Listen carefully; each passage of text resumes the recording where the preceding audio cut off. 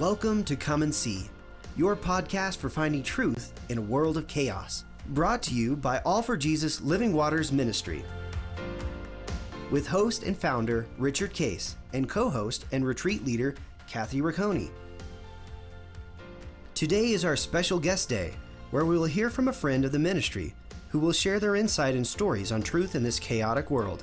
And now your host, Richard Case.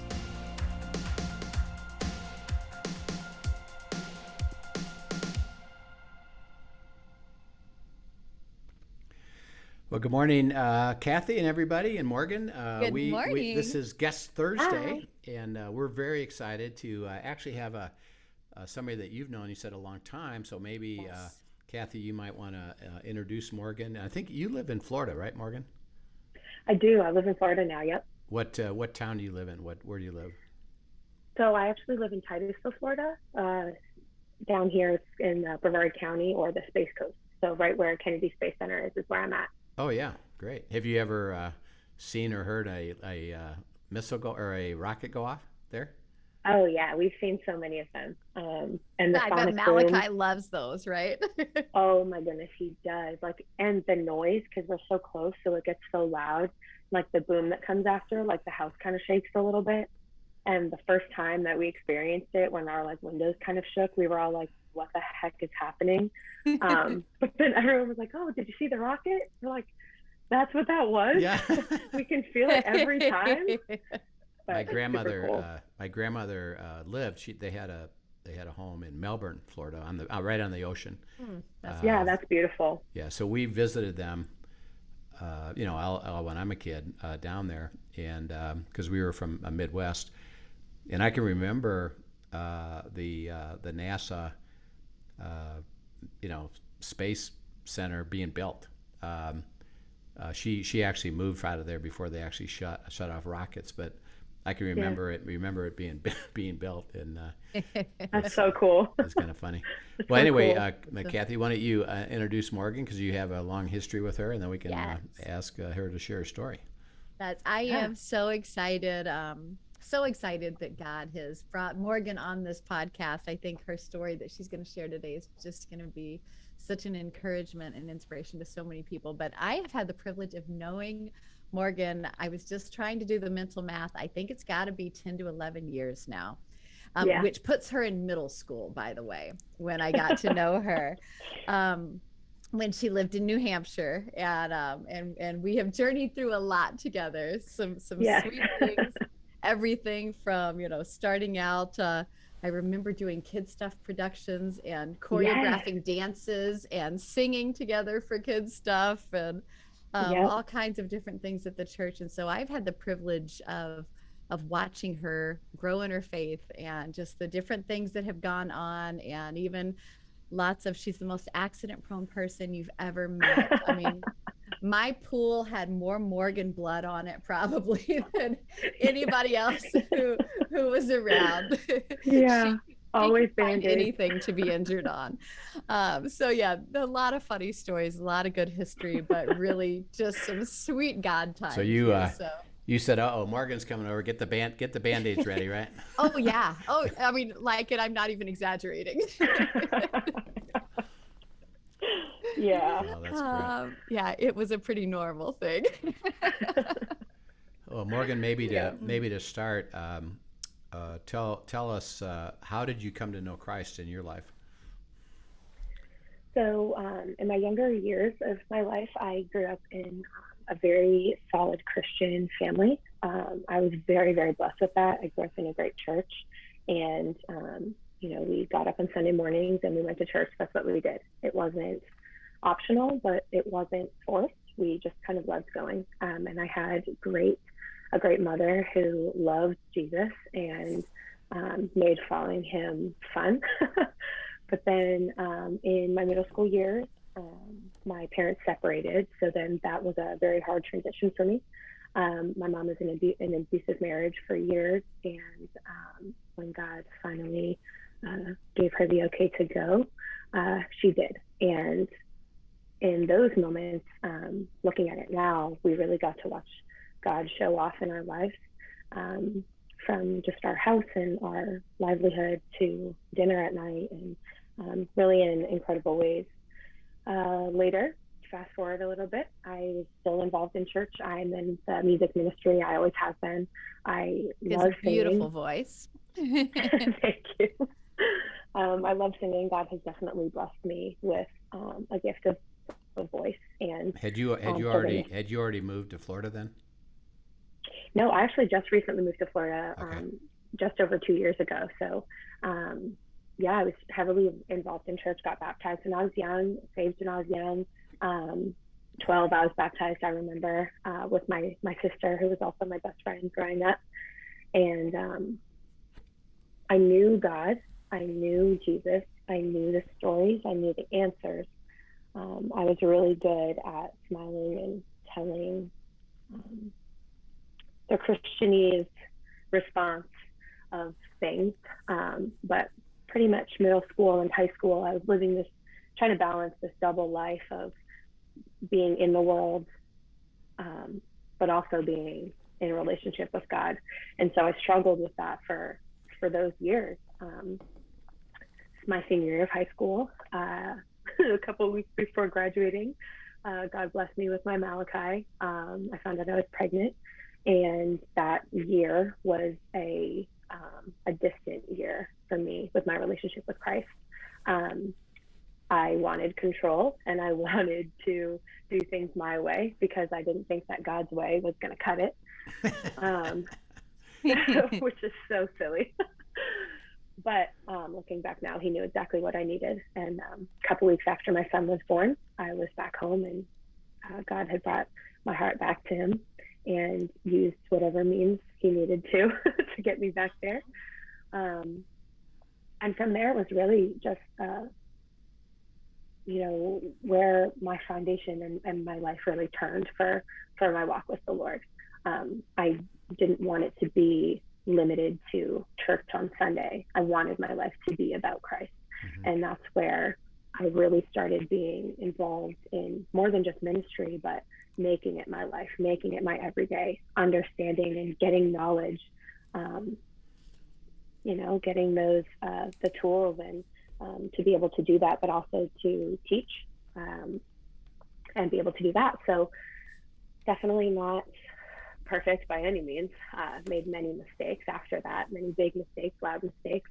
I like to say that God lets my sin be loud, and I think that that's just exactly what he knew that I needed in my life. And so then later on, I was in my early adult life, as I'm still in my early adult life, but years ago, I made a very loud choice and was a part of an affair, which was tangled up in my church ministry at the time, and things kind of blew up. Other things escalated, and, I had to then figure out how to take ownership of this thing that I had done, where it was now in the light, but there was also all of these other events that were involved that weren't my responsibility, that I needed to learn that I don't take responsibility for what's not yours, but own fully what is yours. Mm-hmm. But then walking in forgiveness, I know that I'm saved. I know that Jesus is my Lord and Savior, and that he has already forgiven those sins. And so walking in that forgiveness, but also, what reconciliation looks like, and really being obedient to God's voice and saying, Morgan, it's okay that you go. And so this was kind of the season, if I can interject here, this was the season as this, as you put it, I loved the way you say that. My sin was loud in this season. In this season of loud, God just stirred my heart, actually, for, okay, all of this is going on. And I really felt like God was saying, it's time to step in and minister. Who's got Morgan? And I remember, reaching out to the pastor and saying, I'm feeling like, you tell me, but I'm feeling like I'm supposed to come alongside. There's restoration here, and somebody needs to, and I just have adored you for so long that I think God put the connection together for Morgan and I to actually start meeting one-on-one, and started really going through what it looks like to abide and to step into restoration. And it just opened up this beautiful relationship between she and I, and a beautiful relationship between she and God that you can finish telling now. But it was kind of cool. Like at the same time, God was just saying, no, go after her. I'm sending you after my little sheep here. Yeah, we'll come back. We'll come back to that. So that, first of all, from your side, Kathy, that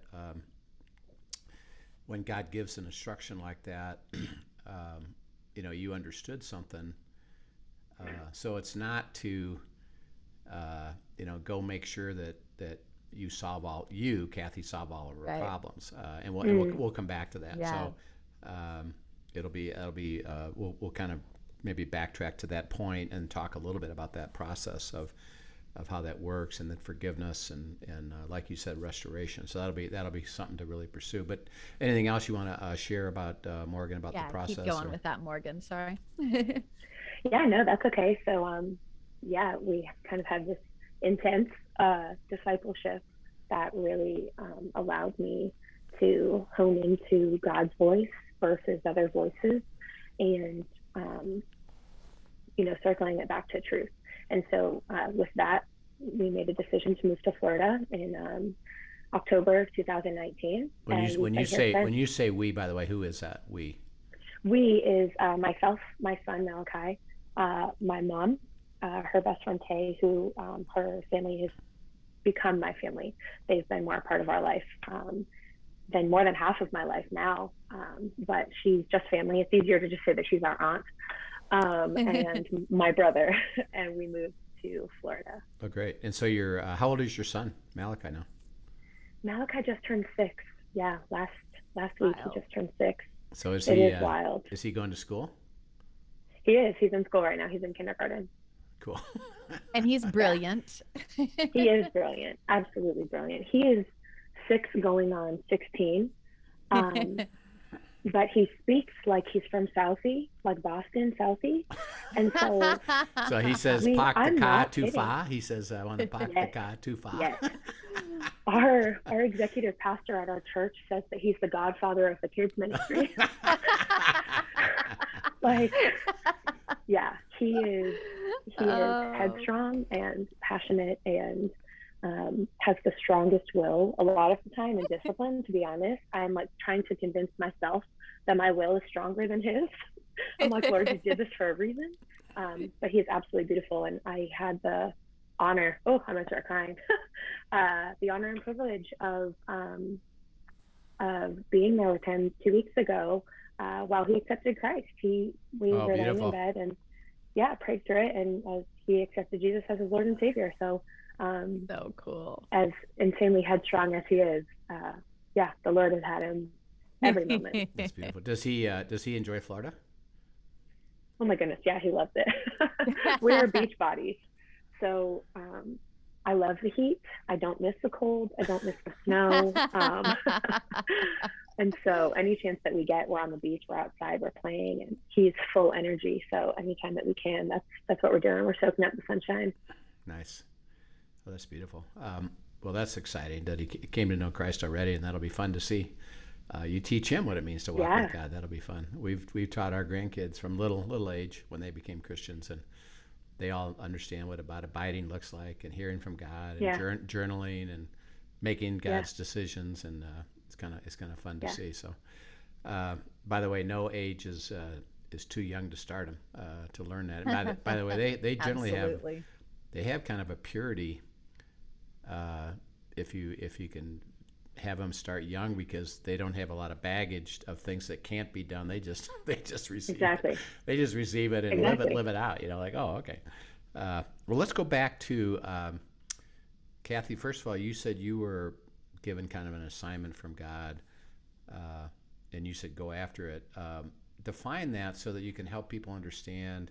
And by the way, this is really what ministry is all about. It's not your job to fix her or to make her do the right things. It's really about actually helping her connect to the vine because God, God's going to do it. And by the way, God's going to restore her, so we can talk a little bit about that. But Right. go ahead and just, Kathy, from your side of it, what did you understand about that? Yeah, it was a beautiful thing, and like Morgan said, everything that had gone on was very out there for everyone to know.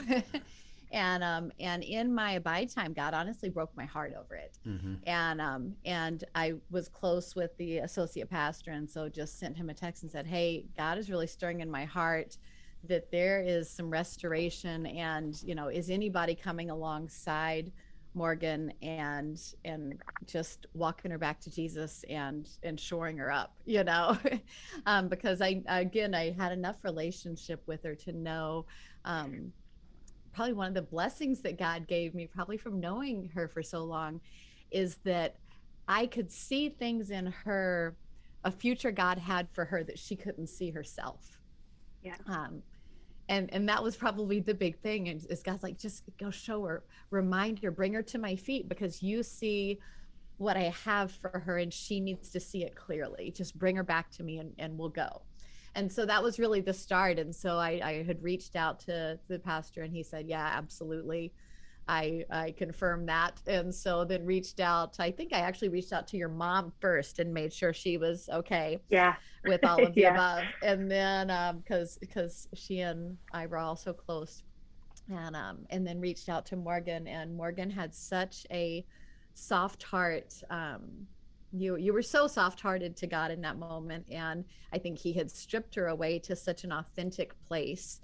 Absolutely. That it was just sweet. And like you said, Rich, there was nothing, I didn't need to go tell her anything. She needed somebody, how sometimes you just need somebody to say, I see what God sees in you, and I'll go with you. Mm-hmm. Let's go after it together. And so we would literally just sit with God's word, and in the original abide material that wasn't even at couples. Do you remember, Rich? That's like the 12 sessions, that one. That's right. Just sit, and we would hearing just God's voice. Yeah. We would just go through those passages and what's God saying, and just step into the truth. And you just watched, you watched transformation and healing. Mm-hmm. I got a front row seat to watching his word just do exactly what he wanted to do. Yeah, and when you think of the simplicity of ministry is really stated by Jesus in Matthew 28, go and make disciples. Mm-hmm.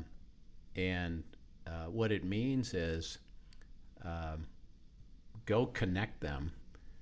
Because he said, you live out the life that I'm giving you and the power of that, and then you go make disciples by connecting them to me and help them walk. And really the word there is walk alongside of them to get connected to the vine, so that my power can go into them and I can fulfill the covenant life for them. And so that's clear what you understood. And so, okay, I'm going to go do that. Now, when you did that, first of all, did you bring her any message of God is going to restore you? Did that come up at all in terms of what you were saying to her? Yeah, very much so. Wouldn't you say, Morgan? I mean, I think that was kind of the beginning thread was God has shown that he's gonna restore. So let's just walk into it. Yeah. Okay. So it was really kind of it. So why could he's gonna do it? So let's walk into it. Why could you make that statement? Because I've seen him do it in my life, for one thing, firsthand experience, more effective than anything else. I knew he had restored places, and Morgan and I have a lot of actually some of the same background things, and even some of the same childhood hurts and pains and baggages that mm-hmm. God had to press into. And so I feel like he gave me such a soft spot for the places that he was going to minister to her, because I had seen him do the very same thing to me. Yeah. And that's that's the life of God. The gospel is, how about now God can bring restoration to messy situations. And that's what, how it works again for people that come to me. That's really the statement I make, is that, well, yeah, I know you're struggling. It's okay. Do you want to learn what it means for God to restore it? And I guarantee you he will, which seems like that's the message you got. And then as you did that, had you already understood forgiveness, or was that something that you had to process, Kathy, with Morgan? Oh, do you want Morgan to answer that? Probably. Yeah, both of you. What was your Morgan, perspective on? Because you said you learned about forgiveness. Was that something that you already had known at that point, or was something that you had to process of? Because you've actually properly, or both. You properly said that there's forgiveness and then there's restoration and reconciliation, and right. just because you're forgiven, by the way, doesn't guarantee the restoration, but it's an important right. thing.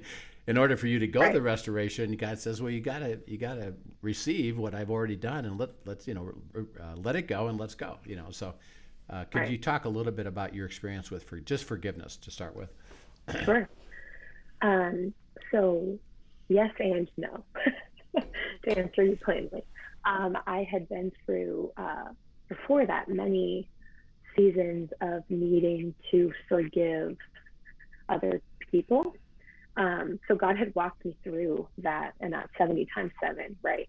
But as far as it goes for myself, I had never been so full of shame mm-hmm. or so full of guilt, and like to the point where I was crippled.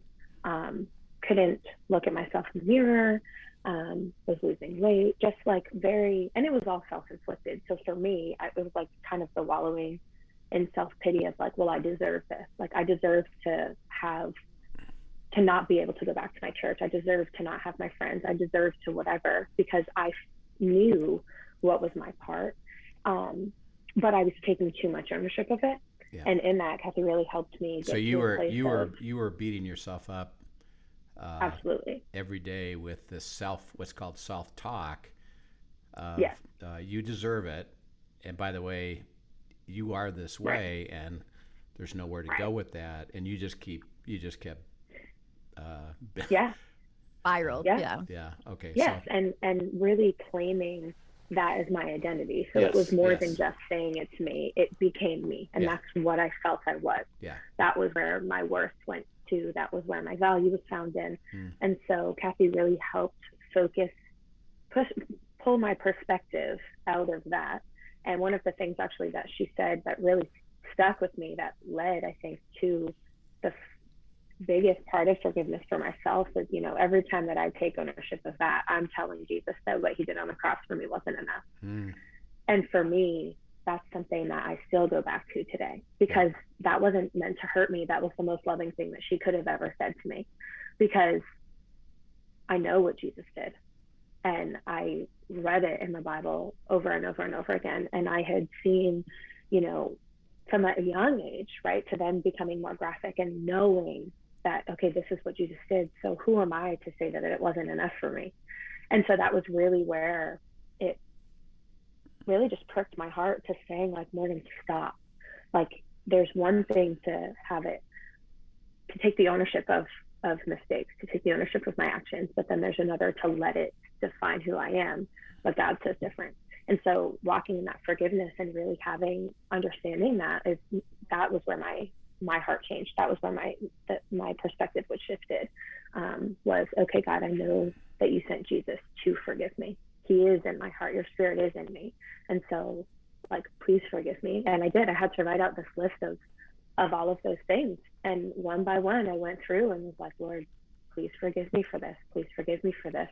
Please forgive me for this. And knowing already in my head and my heart that I already was forgiven, but there's a power of bringing it to light in confession like that, you know, and God tells us to confess before him. And so in that, literally it was like watching, I felt shackles come off of me in the freedom of that.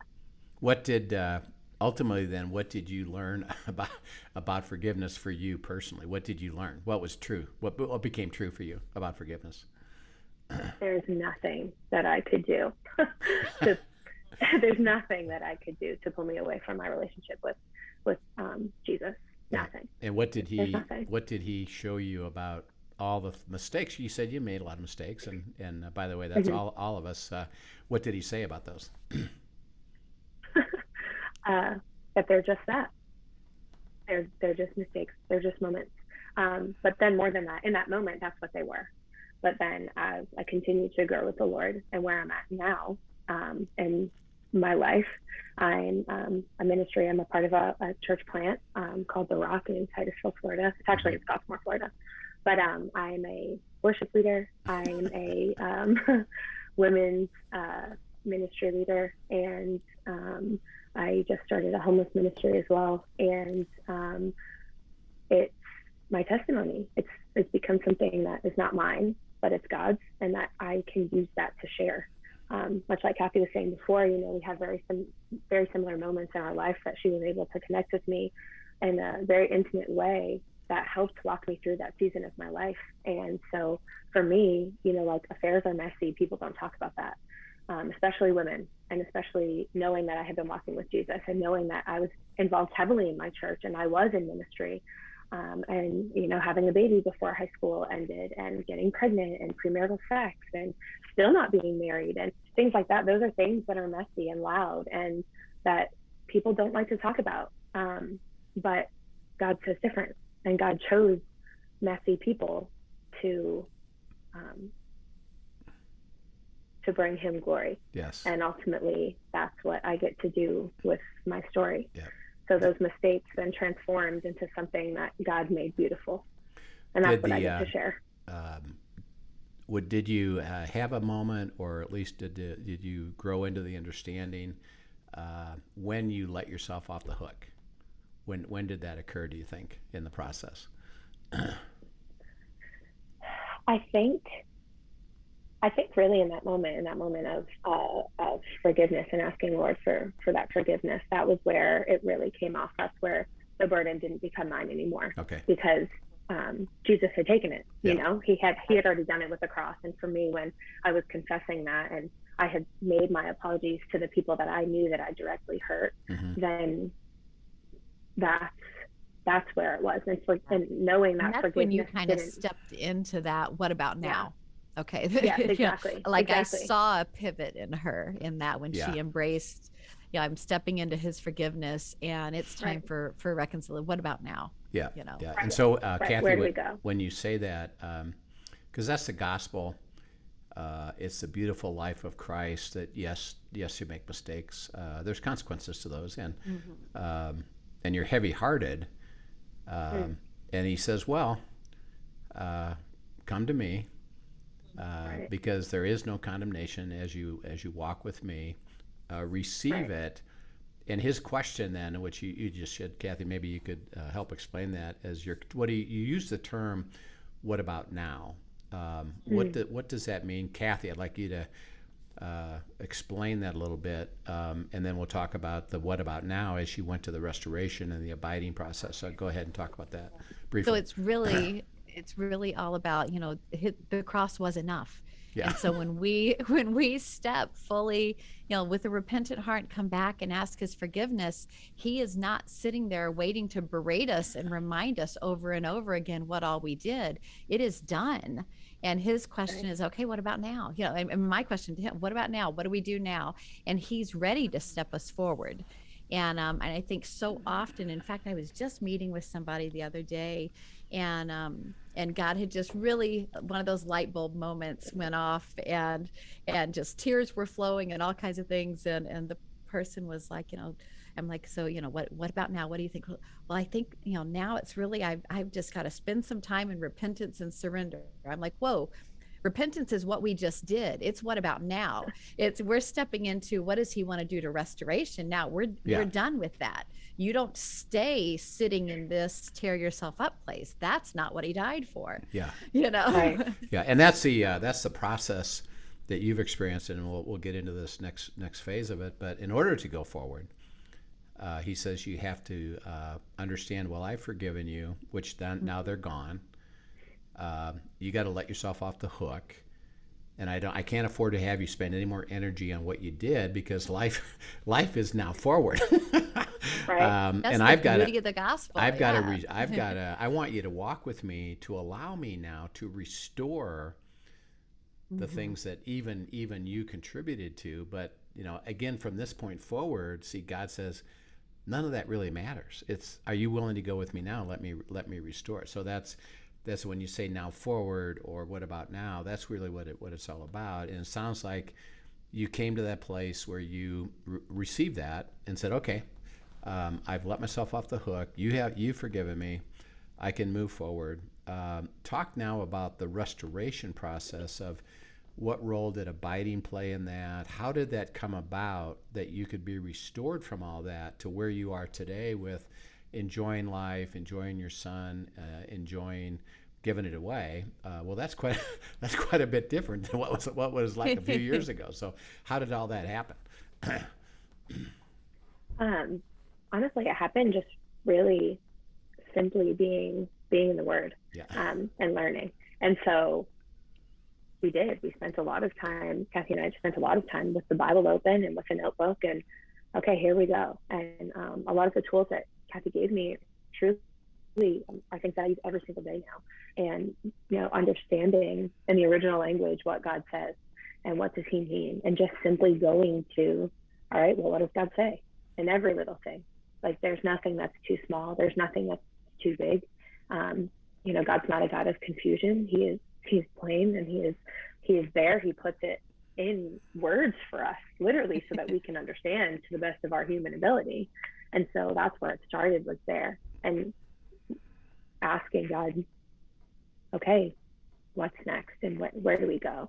And I walked around with index cards of verses, which became my artillery, literally, like 25 of them in my purse.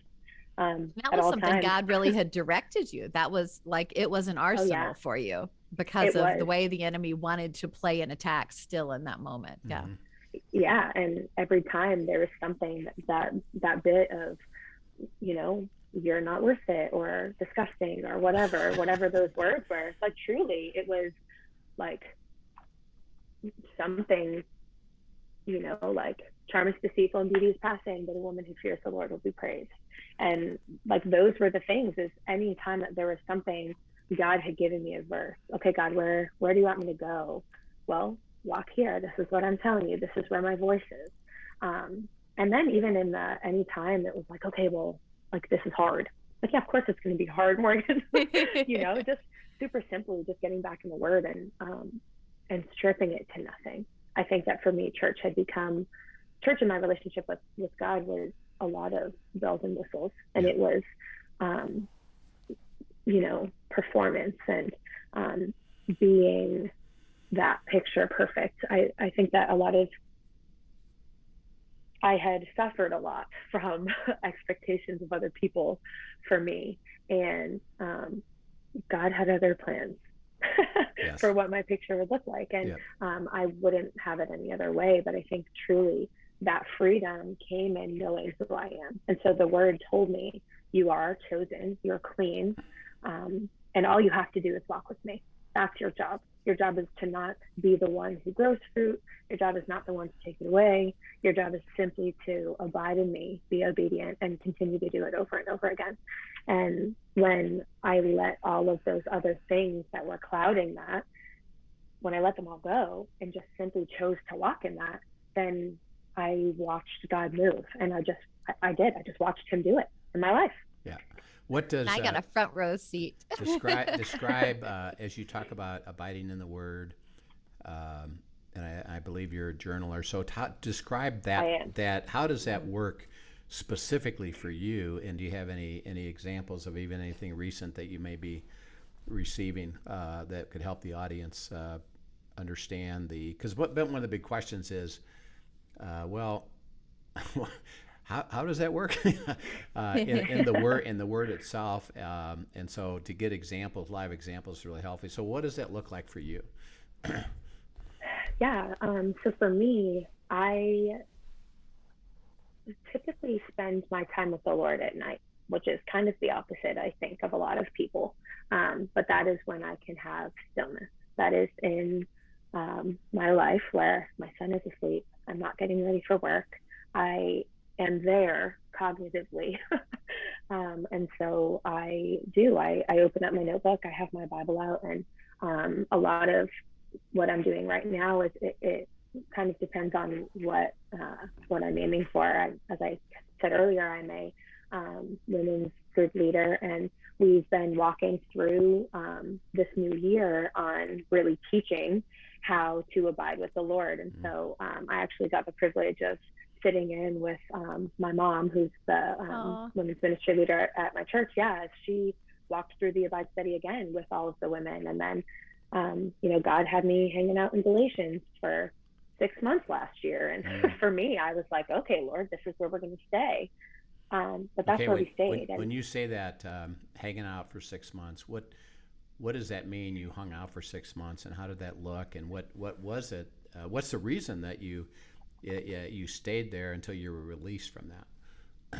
So I also love reading. I'm a bookie, and so there was a book that God had really just been pulling on my heart to get into, and it was on the fruit of the Spirit. And so I read through this book, and then along with that, it was kind of like parallel with my Bible.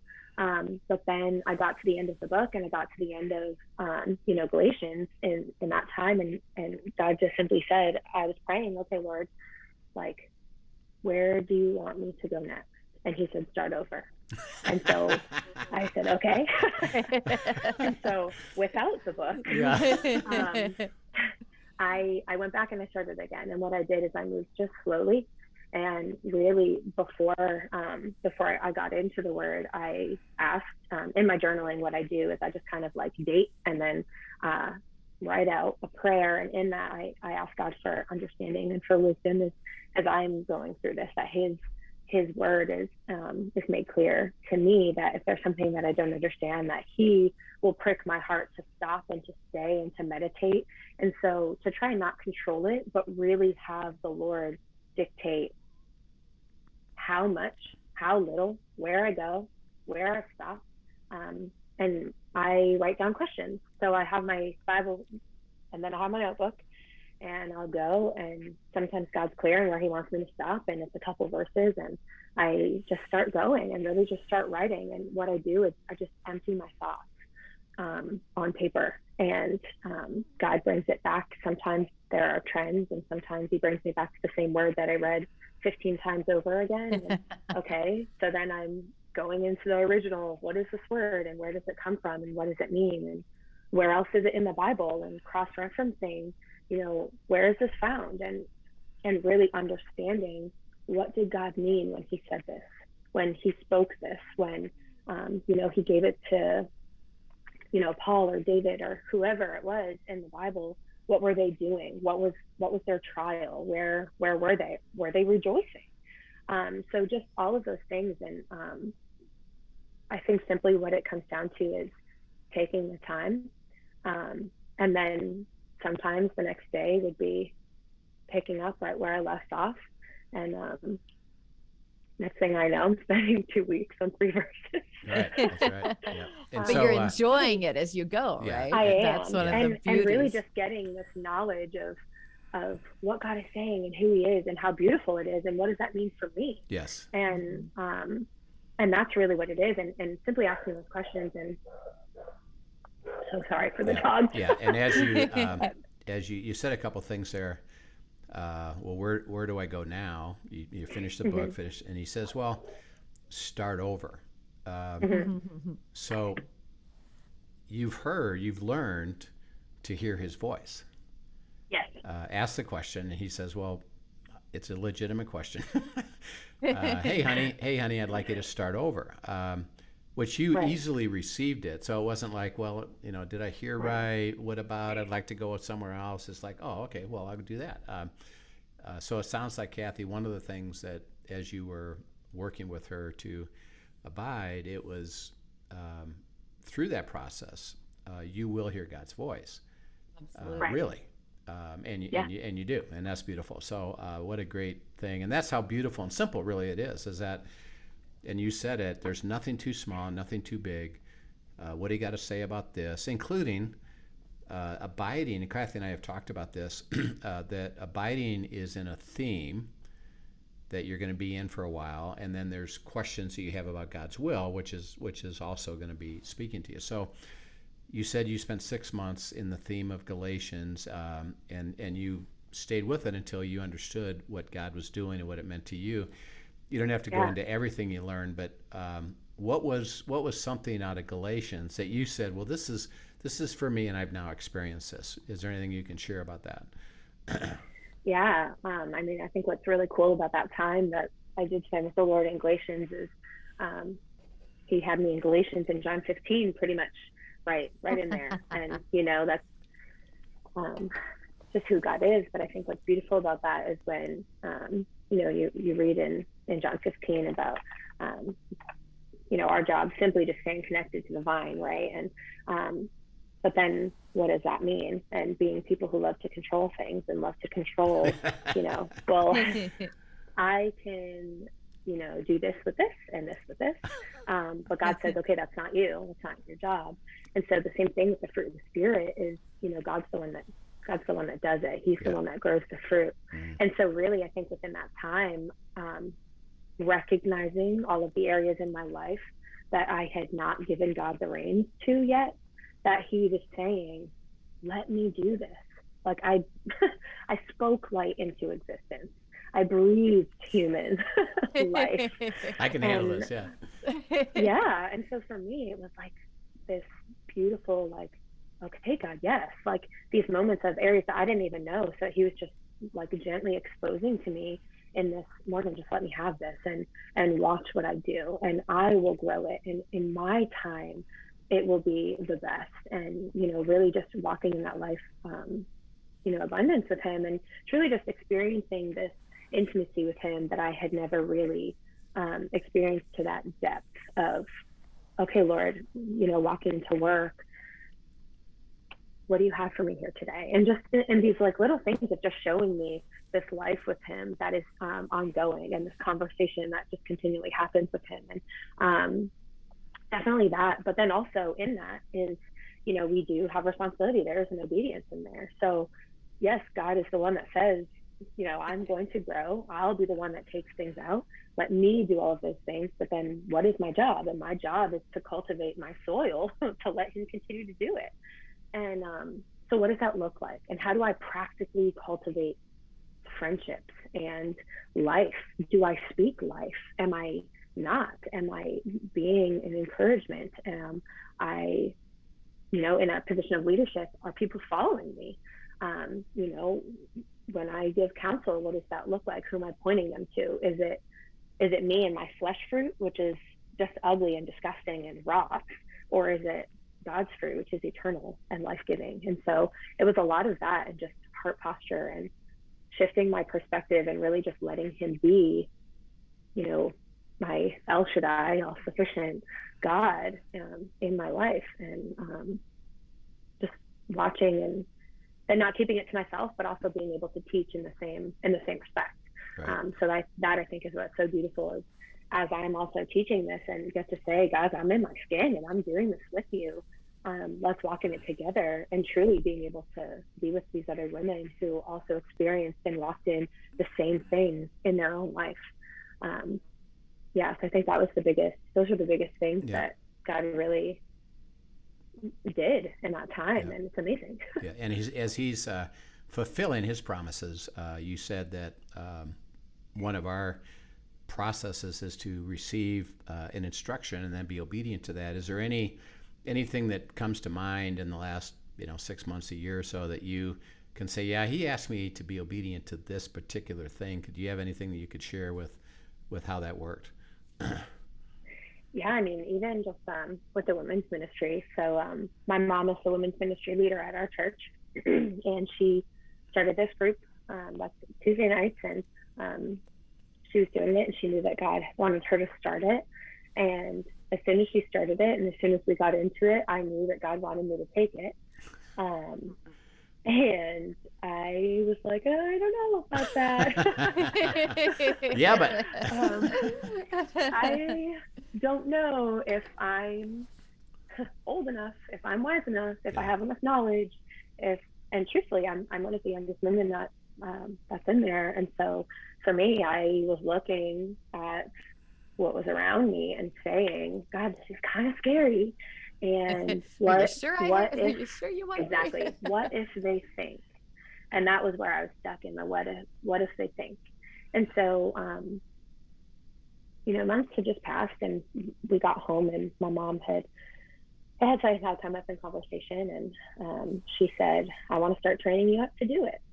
And I said, I think God wants me to take it. And that was it. She just said, like, little girl, you've got this, and God has done amazing things in you, and of course you can, so do it. And that's what it was. And she just kind of passed over the reins to me. We came in this transitional part, and we just spoke about, hey, I'm going to be taking over, and my mom's going to be starting something else. And that's the whole point of those small groups and those ministries, is, bringing people up to be able to do it. And I knew that that's what God was doing. And then he was just saying, okay, Morgan, who will go for me? And that was it. I knew I had to. And it was a couple months of slow obedience, of even having a conversation with my mom, telling her that I knew that I needed to take it. But, and then even in my prayer of, okay, God, are you sure? Like, in my what ifs and bringing it to him, he didn't even leave it up to me anymore. He then just told my mom, okay, go get her. And that's what happened. She may need a nudge. Okay. Yeah. Nicole. Yeah. But then taking that yes and saying, okay, it held me accountable to my walk with Christ. It has shown me and taught me so many things, and, questions that sharpen my iron, and, make me say, okay, I don't know. So let's find it. And what does the word say? And being okay with silence, and really just teaching me to teach from the teacher. So it's been such a cool thing.